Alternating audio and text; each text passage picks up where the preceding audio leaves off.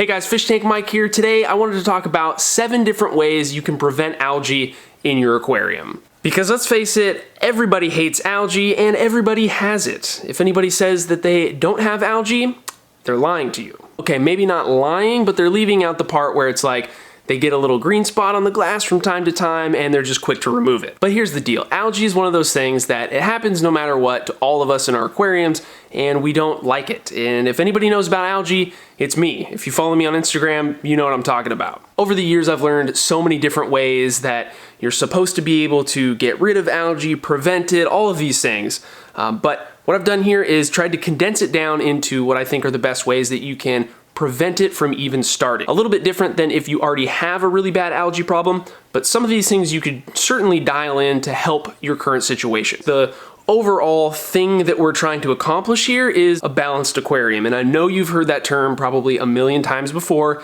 It's super vague and annoying, I know, but what we're really all trying to do here is create a sustainable, healthy ecosystem that can take care of itself and has little to few inputs that we introduce to it. If we can throw a little bit of time in there and achieve it, then you're probably not gonna have the algae problem that you might be experiencing right now. The first thing I wanna talk about is reducing the amount of organic materials that you have in your tank. And what I mean by organic material is a few different things. So the first one I want to talk about is reducing the amount of wood that you have in your tank. Driftwood is a cool part of aquascaping. I love to use it. I have some in the tanks behind me right now, and I've used a lot of it in the past. But it does suffer from a problem being that no matter what type of wood it is always constantly decomposing. I've found that in a lot of tanks where I have a lot of wood relative to water volume, that I tend to have more algae problems than in tanks that have no or a lot less wood. So maybe keep that in mind next time you're thinking about setting up a new tank. Try not to go overboard with the wood. Certainly don't limit your creative abilities and what you want to do, but just don't forget that the more wood you use relative to water volume, of course, could be an issue. That organic material just slowly over time decomposes and adds to the nitrogen pool and the organic pool in your aquarium,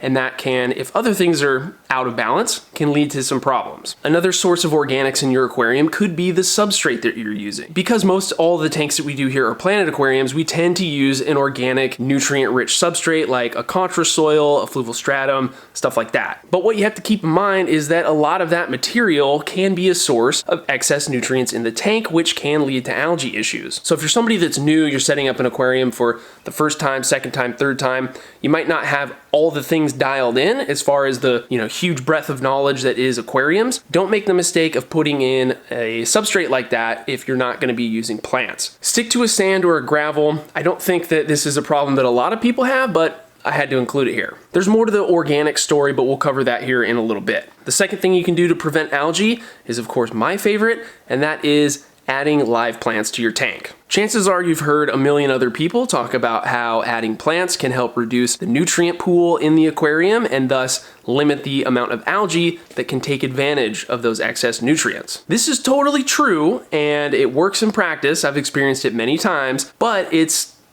sometimes easier said than done. I've seen a lot of planted tanks, and I've even had some over the years where I had a ton of plants but still had algae problems. And that was probably because there was certain other factors that I was going overboard with that just negated the fact that I had plants in the tank at all. So plants aren't a silver bullet, but I think there's a right and wrong way to do it. I'll try and cover that in as much detail here. To be able to truly take advantage of the plants absorbing nutrients in the tank, you need to have them healthy and actively growing. If a plant's not actively growing, then it's probably not assimilating a lot of nitrogen and other components in your water column. I think the problem with this though is that most people have simple low-tech aquariums. They're not using CO2, they're not cranking the high light, so they're not really getting the most aggressive plant growth, and thus they're not getting the most out of those plants' ability to suck nutrients out of the water. All you can really do in this low-tech type of a situation is have plants that are happy. Maybe they're not growing like crazy, but they're not dying off. I think the more important thing is just having a substantial amount of plants that aren't dying, they're looking pretty good in the tank, and then you should get the most benefit out of that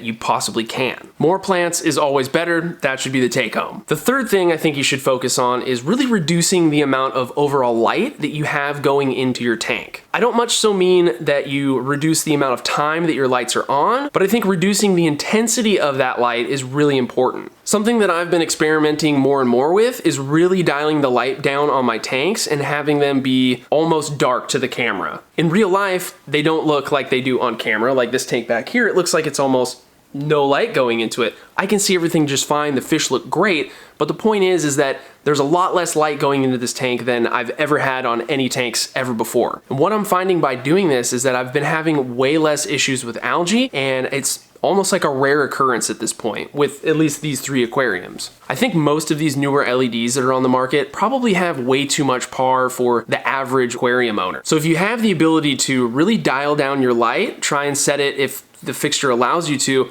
50%, 40%, 30%, and see how things go. I think most plants in your tank aren't gonna have a problem from that unless you're trying to grow something that is a little more high demanding. I think you're gonna be just fine. Quick bonus tip that I almost left out, try adding some mono shrimp or young, small Siamese algae eaters to your aquarium. They're not gonna eat every type of algae, but they do a phenomenal job if your problem is string algae. I didn't wanna cover them completely on this list because everybody's tank's different and not everybody can have particularly shrimp, but if you can get these organisms in your tank, get them, they'll help out a lot. The 4th thing I recommend to prevent algae from ever starting in the first place is to run activated carbon on your tank. This is something that a lot of planted aquarium keepers have talked about being a useless thing to do, something that could harm the overall goal of growing plants. And it's not something that I've done a lot of in the past. I mean, the 3 aquariums behind me don't even have filters, and so I'm definitely not running carbon on them. But when I had a chance to hang out with Mike and Jeff Sensky of Aquarium Design Group, master aquascapers, people that are really well known in the planted aquarium world. They studied with Takashi Amano when he was alive. One of the trade secrets in that area was that when you set up a planted aquarium for the first time, in the first month or so, you go heavy on the activated carbon. And I thought, that's interesting. I've never really heard that before, but if these guys say it's a great way to prevent algae from blooming, you know, in that initial stage of setting up your aquarium, I trust them. I need to do a little bit more experimenting myself with this, but if they do it, I trust them. I think that it's probably a really good method, and it makes sense from a chemistry and biology standpoint. Part 2 of number 4 is gonna be the addition of liquid carbon. If you're new, these 2 things are gonna sound a little similar because they both involve carbon, but they're totally different. Liquid carbon is a type of algicide that a lot of people use, is pretty popular, and it's a method for reducing certain types of algae in a preventative way. There's a few different products that do this. There's of course the Seachem stuff, and then even Corey sells a liquid carbon additive that does help reduce algae. I've used it in the past to eliminate certain types of algae, but also prevent it, because it is this thing that's gonna float around in your tank. You're gonna add it when you do your water changes, and then you shouldn't have as much of an issue with algae overall. I know that's not everybody's favorite thing to do, is adding some type of chemical to the tank to prevent it, but it is an option that a lot of people use and have success with. The number 5 thing you can do to prevent algae is to just have less fish in your tank. We all know that fish are a source of nitrogen. They produce ammonia, which then gets converted to nitrate in your filter. So the less fish you have in your system, the less overall nitrogen you should end up with. And you're totally right, nitrogen is not the only waste product that ends up in your tank and can cause algae, but it's a big one. Sticking with a light fish load is definitely one of the best methods, and it's something that I've experienced a lot over the years. If I do a tank and I put too many fish in it, I know right away. I think that's actually one of the reasons why I'm having such an easy time right now and not really having any algae problems, because the smaller tanks require me to keep smaller fish and a fewer number of them. The 6th thing to help you prevent algae is to feed a high quality food and feed less of it. I think for most fish keepers, the size and amount of fish in the tank paired with how much you feed them is like the number 1 factor as far as do you have algae or not. This is another thing I've experienced a lot of over the years. Tanks that have a lot of fish usually require more food to be put in. Food is definitely one of the biggest inputs that we add to our closed system that's not really closed, and thus can have a big impact on whether or not we have algae problems. So one of the things I do besides feeding a really high quality food is that I just feed my aquariums and fish a lot less than I used to. And what this means is really just rethinking the diet of the fish. Another thing that I do now from time to time, maybe a few times a month, is go 2 or 3 days without feeding my fish. Putting them on a little bit of a fast, I think, is probably not a bad thing, and it's probably something natural that they experience in the wild anyway. The whole reason why I started my company Legit Fish Food was because I went through a period where I learned a bunch about fish nutrition and, of course, the pet food industry and what was being fed to our animals. All the weird horrors about the dog and cat food industry was kind of the same thing with fish. I think we just don't think about it as much because, you know, our fish aren't dogs and cats. But for somebody like me, and I'm sure you're this way too if you're watching this video, we care a lot about our fish and we want the best for them. So when I learned that the producer of the food I was gonna brand was made in a completely different way, wasn't heated up to 1,000,000 degrees to destroy the valuable nutrition of it all, I thought, hey, that's a pretty cool concept. Let me dig a little bit deeper, let me learn more about this. Because Legit is not heated up to 1,000,000 degrees, it doesn't destroy as much of the valuable nutrition in the pellet. So when we feed it to our fish, the fish can absorb more of what's in the food that really drives their color and their overall activity in the tank. It's another reason why I don't have to feed as much is because what I put into the tank, the fish absorbs more of those nutrients and it just doesn't need as much food to be put in. That equals less waste overall in the tank, and I think it's a big reason for why I'm not experiencing as many algae problems these days in my aquariums. Don't get me wrong, you feed too much of any type of food, even my food, you're gonna have algae problems. That food's gonna end up at the bottom of the tank, it's gonna get decomposed, and that's gonna up the different factors that can contribute to algae, and so you need to be careful, you need to monitor your system, and that's gonna lead us into the last thing that I think everybody should be doing, and that is just pay attention to your aquarium. Monitor the water parameters from time to time, and change the water when you need to. If you've watched this far, you've probably been waiting for me to say it. Water changes, they're still important. I think you should do them. But for me these days, I'm trying to create systems where I don't have to change the water as much as I used to in the past. Combining all the things that we've talked about makes it to where these aquariums, sometimes I do a 25% water change once a month, and I'm really happy with that. Get yourself some easy to use test strips. I know they're not the most accurate things in the world, but they're less of a pain to use, which means you're gonna probably do it more often. And then if you happen to see that your nitrate is 40 or 50, you know, do a water change.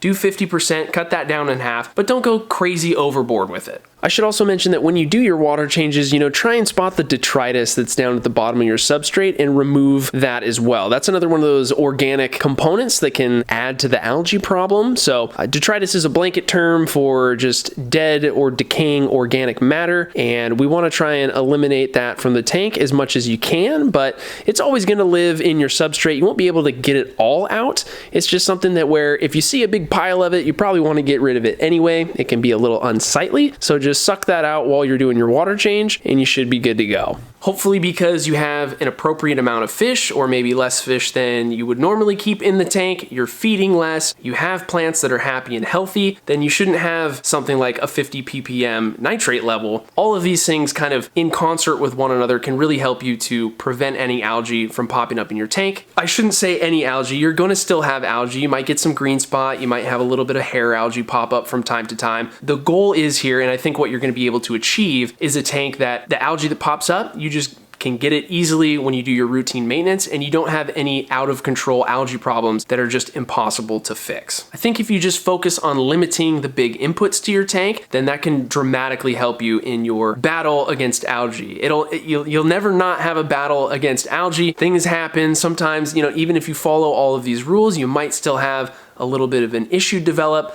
That's where it's paying attention, getting in there and doing your manual removal as soon as you can helps out a tremendous amount. I think if you follow these, I think they're gonna help out a lot. So that was the goal of this video. I hope you learned something new. Thank you so much, guys. If my spiel on Legit Fish Food got you interested and you haven't tried it yet, we still have free samples available on the website. You just have to pay like $4 for shipping. You can try out all 3 of the foods, see if your fish like them.